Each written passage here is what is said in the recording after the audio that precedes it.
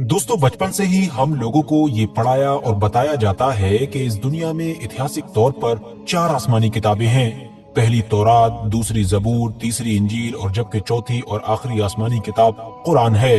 तौरात की जो इनमें से सबसे पहली किताब है और जो किसी दौर में प्रोफेट हजरत मूसा अलैहिस्सलाम के ऊपर नाजिल हुई थी, उसके मानने वालों को या फिर ये कहिए कि उस किताब को फॉलो करने वाले लोगों को आज के दौर में यहूदी कहा जाता है, जबकि इंजील को फॉलो करने वाले लोगों को ईसाई मतलब कि क्रिश्चियन कहा जाता है और आखिर में कुरान को फॉलो करने वाले लोगों को मुसलमान कहा जाता है। मगर अब सवाल यही है कि भाई तौरात, इंजील और कुरान का तो समझ में आ गया, लेकिन ये जबूर कहाँ चली गई? आखिर जबूर के मानने वाले लोगों को आज के दौर में क्या कहा जाता है और इसके मानने वाले लोग कहाँ रहते हैं? क्या वजह है कि इन तीनों किताबों को लेकर तो अक्सर चर्चाएं की जाती हैं और हम लोगों को काफी डिटेल में इन तीनों किताबों के बारे में बताया और समझाया भी जाता है, मगर जबूर से रिलेटेड शायद ही कभी कोई चीज हम लोगों को बताई जाती है। तो अब सवाल ये है कि क्या आज के दौर में जबूर नाम की ये किताब किसी भी हालत में हमारी इस दुनिया में मौजूद है भी या फिर नहीं, और अगर मौजूद है तो किस हाल में है और इसके अंदर क्या लिखा हुआ है? तो दोस्तों, अपने इन सारे सवालों के जवाब जानने से पहले हम लोगों के लिए ये समझ लेना जरूरी है कि आखिर जबूर नाम की ये किताब कब नाजिल हुई थी, किस पर नाजिल हुई थी और क्यों नाजिल हुई थी। तो दोस्तों, ये बात है उस दौर की कि जब कौम बनी इसराइल मिस्र के फिरौन की गुलाम हुआ करती थी। लगभग 400 साल की गुलामी से आजादी दिलाने के लिए खुदा की तरफ से इस कौम में एक नबी और एक रसूल भेजे गए कि जिनका नाम हजरत मूसा अलैहिस्सलाम था,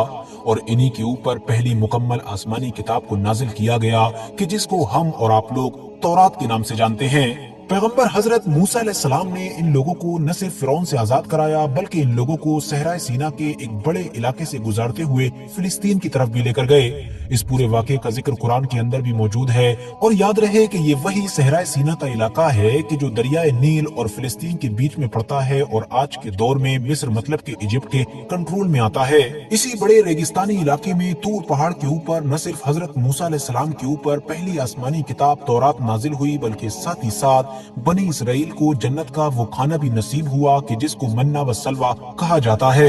हजरत मूसा अलैहिस्सलाम का दौर लगभग 1500 ईसा पूर्व यानी कि हजरत ईसा अलैहिस्सलाम से 1500 साल पहले का और आज के हिसाब से लगभग 3500 साल पुराना बताया जाता है। प्रोफेट हजरत मूसा अलैहिस्सलाम के दौर में तो नहीं, मगर फिर उनके बाद हजरत यूशा बिन नून की कमान में बनी इसराइल के लोग फिलिस्तीन को हासिल करने में कामयाब हो गए थे। उसके बाद कुछ और वक्त गुजरा और फिर यहाँ पर हजरत दाऊद अलैहिस्सलाम की हुकूमत कायम हो गई। वो इस तरह से कि वैसे बनी इसराइल के जो बादशाह हुआ करते थे उनका नाम हजरत तालूत था, मगर हुआ ये कि उस दौर में जिन लोगों का फिलिस्तीन पर राज हुआ करता था वो कौम न सिर्फ बहुत ज्यादा जालिम थी बल्कि ताकतवर भी थी। दूसरी तरफ ये जो कौम बनी इसराइल थी ये न सिर्फ उनके मुकाबले में काफी कमजोर थी बल्कि माली तौर पर भी काफी गरीब थी। फाइनली एक बड़ी जंग में इन दोनों का आमना सामना हुआ और अपनी ताकत के नशे में चूर फिलिस्तीनी जालिम कौम की तरफ से ये ऐलान किया गया कि हमारे सिर्फ एक ही सिपाही के जिसका नाम जालूत है, उसको जो भी हरा देगा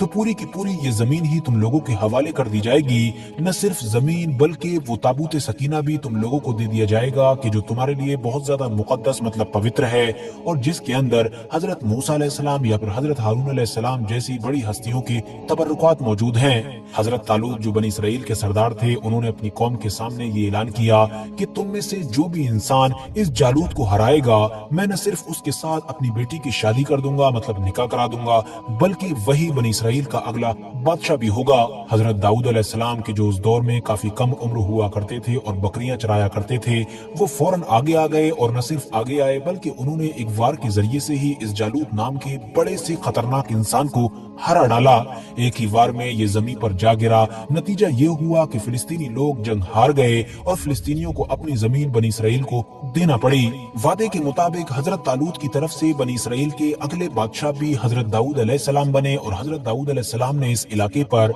अपनी न सिर्फ एक अजीमुशान बल्कि ताकतवर सल्तनत कायम की। याद रहे दोस्तों कि हजरत दाऊद अलैहिस्सलाम के दौर तक भी इन सभी लोगों की जो शरीयत थी वो हजरत मूसा अलैहिस्सलाम की ही शरीयत थी और ये तौरात को ही फॉलो किया करते थे। हजरत दाऊद अलैहिस्सलाम ने ही पहली बार बनी इसराइल के लिए एक ऐसी बिल्डिंग को तैयार करवाया कि जिसमें खास तौर पर इबादत वगैरह की जा सके, और इसी बिल्डिंग के अंदर ही उस ताबूत सकीना को भी रखा गया कि जो बहुत ज्यादा मुकद्दस और पवित्र समझा जाता था। ये दरअसल वही बिल्डिंग, वही इमारत, या फिर ये कहिए कि वही इबादतगाह थी कि जिसको आज के दौर में हम सब लोग हैकले सुलेमानी के नाम से जानते हैं। हैकले सुलेमानी इस इमारत का नाम इसलिए पड़ा क्योंकि इसकी बुनियाद भले ही हजरत दाऊद अलैहिस्सलाम ने रखी थी, मगर इसको कंप्लीट हजरत सुलेमान अलैहिस्सलाम ने करवाया था, जो हजरत दाऊद अलैहिस्सलाम के बेटे और इस सल्तनत के अगले बादशाह और अगले नबी भी थे, और उन्हीं की निस्बत से इस बिल्डिंग का नाम हैकले सुलेमानी पड़ गया। याद रहे दोस्तों कि ये वही इमारत है कि जिसको आज के दौर में भी बहुत सारे यहूदी लोग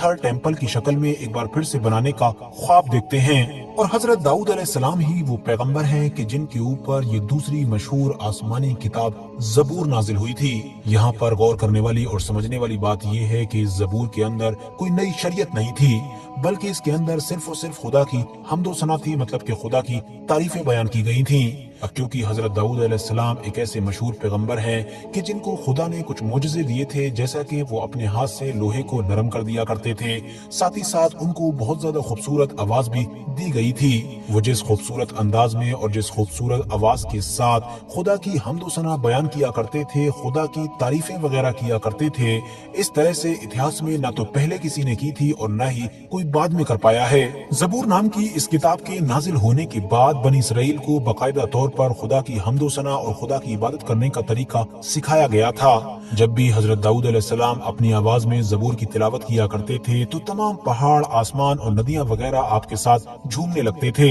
इंसान तो इंसान, परिंदे भी आपकी तिलावत को सुना करते थे और लोगों को ये महसूस हुआ करता था कि मानो वो दुनिया में ही जन्नत की आवाज सुन रहे हैं। मगर दोस्तों, जैसा कि मैंने आपको पहले ही बताया कि ज़बूर नाम की इस किताब में कोई नई शरीयत नहीं थी, ना तो इसके अंदर शरीयत के अहकाम मौजूद थे और न ही दूसरी आसमानी किताबों की तरह इसमें तारीख मतलब के इतिहास मौजूद था, और न ही इसके अंदर प्रेडिक्शंस मतलब के पेशनगोइयां मौजूद थीं। इस किताब के जरिए से किसी नई शरीयत की या फिर किसी नई सोसाइटी की बुनियाद नहीं रखी जा सकती थी, और यही वजह है कि हजरत दाऊद या फिर हजरत सुलेमान अलैहिस्सलाम के दौर में भी तौरात को ही फॉलो किया जाता था और हजरत मूसा अलैहिस्सलाम की शरीयत ही लंबे वक्त तक चलती रही थी। ज़बूर के अंदर तो सिर्फ और सिर्फ खुदा की तारीफ मतलब कि खुदा की हम्द और सना मौजूद थी। हजरत दाऊद अलैहिस्सलाम के चले जाने के बाद वो खास और खूबसूरत आवाज तो नहीं रही, मगर ज़बूर का जो कलाम था वो यहूदियों के पास मौजूद रहा और उसको वो खुदा की इबादत के लिए हैकले सुलेमानी में पहले भी पढ़ा करते थे और आज भी पढ़ते हैं। हाँ, वो बात अलग है कि लंबा वक्त गुजर जाने की वजह से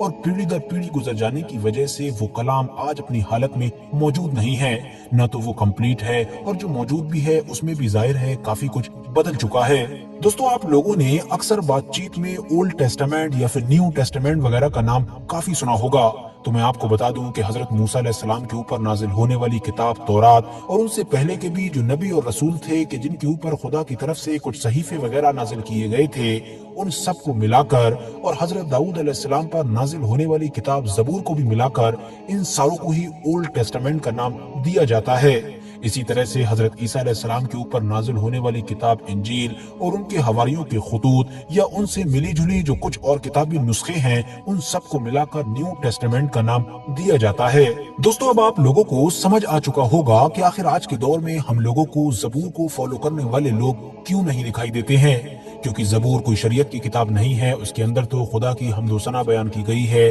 और खुदा की इबादत और खुदा की तारीफ तो जाहिर है दुनिया का लगभग हर मजहब और हर फिरका करता है। फिलहाल बात करें अगर इतिहास की, तो हजरत दाऊद अलैहिस्सलाम और हजरत सुलेमान अलैहिस्सलाम के चले जाने के बाद अब बनी इसराइल मतलब के यहूदियों में धीरे धीरे बिगाड़ आने लगा। ये लोग जादू टोना, सूदखोरी और जुल्म वगैरह में पड़ गए थे। इसके अलावा ये लोग पैसों के बदले में या फिर अपने जरा से फायदे के लिए तौरात वगैरह में बदलाव भी करने लगे थे। नतीजा ये हुआ कि इन लोगों की इस्लाह के लिए इन्हीं में से एक आखिरी पैगंबर हजरत ईसा अलैहिस्सलाम को भेजा गया। उनके ऊपर भी एक किताब नाजिल हुई कि जिसको इंजील के नाम से जाना जाता है। याद रहे कि इस किताब के जरिए से ये एक नई शरीयत थी, मगर यहाँ पर भी गौर करने वाली बात ये है कि इस नई शरीयत में भी हजरत मूसा अलैहिस्सलाम की शरीयत से काफी सिमिलैरिटीज थी। मतलब इस किताब के अंदर ज्यादातर उन्हीं चीजों पर जोर दिया गया था और उन्हीं चीजों के अहकाम आए थे कि जिन चीजों को लेकर बनी इसराइल में बिगाड़ आ चुका था या फिर जिन चीजों में वो लोग गलत काम कर रहे थे। फिलहाल दोस्तों, आज की अपनी वीडियो को हम यहीं पर